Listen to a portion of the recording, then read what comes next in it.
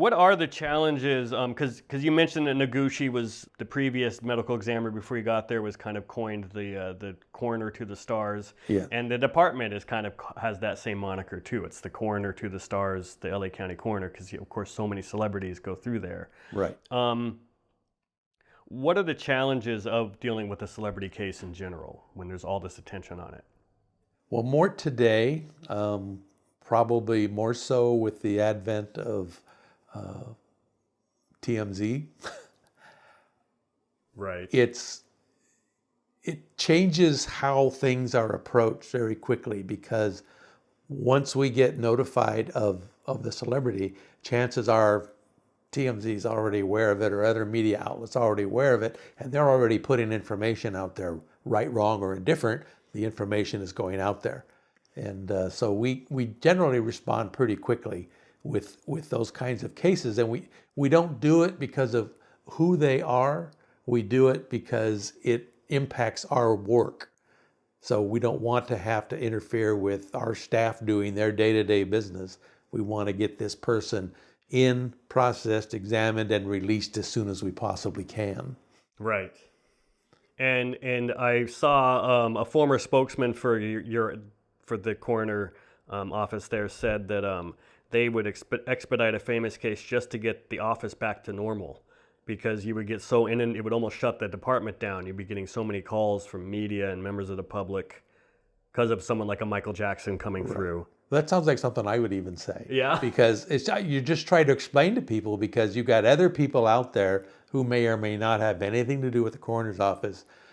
And they're like, well, what about my loved one? I want to get my loved one out of there. And it's like, it has nothing to do so much with that as it is, as you pointed out, getting the office back to normal. Stop the phone calls or reduce the number of phone calls, and just focus on what we need to be able to do. Yeah. It's not favoritism because it's a famous person. It's just right. madhouse. It's famous because of what they do to our workload. Right. So what would your job as a chief investigator and the chief of operations, how would you work with the medical examiner?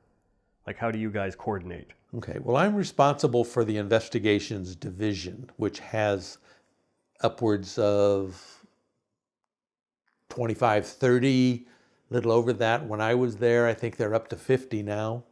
But I direct their activity, or my lieutenants would direct their activity and assign people the field calls, and they would go out and conduct their investigation. So that was my biggest responsibility, is to make sure that those things got handled promptly, and then meet the detectives at the scene and go from there. And talk about doing press conferences, because you were often the guy, especially if it was a high-profile case. I would see you out there with all the microphones in front of you, and you were the guy that had to go out and address the media. And how was that handled? Well, the coroner's office in general had a kind of an unwritten policy that we don't talk to the media. But I learned over the course of my tenure that sometimes talking a little bit to the media can save you a lot of headaches and a lot of issues down the line.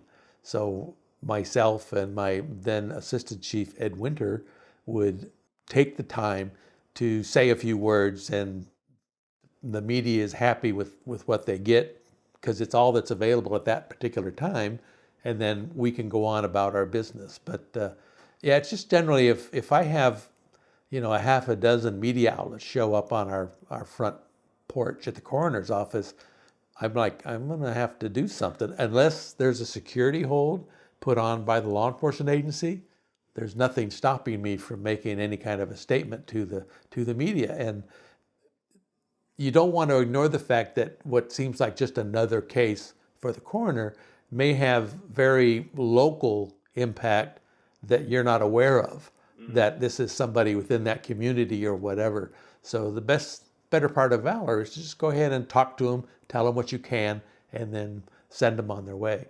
Right. Again, Kathy Scott, that journalist in Vegas who worked the Tupac, she was the crime reporter there for one of the Vegas papers. Tupac case, they tried to do a media blackout. The detectives didn't want to talk to any press. And she says the problem is that doesn't make it go away. It makes it worse because it just makes us as the media try harder to get information. They didn't want to talk about the Tupac case. They thought, in their infinite wisdom, that if they didn't talk to the media, that the story would die. It actually, what are they hiding? And so it actually fueled it. And more reporters were coming to town and stuff. It actually fueled it. They would have been better off just being straight up. And the story, that's when it goes away. Your tactic was just give them something, and then they know, okay, you've told us what we can. There's really no sense in continuing to try to get more information. They're obviously not going to give us more, but at least they gave us something. Right. And you can see examples, fairly recent examples, the Guthrie disappearance.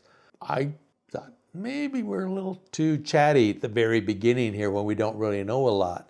And it just seemed to spiral out of control. I think the sheriff's got it under control now, and but it was a learning experience for me, for us, on the Michael Jackson investigation, because we never anticipated something that huge and what it would do to our operation.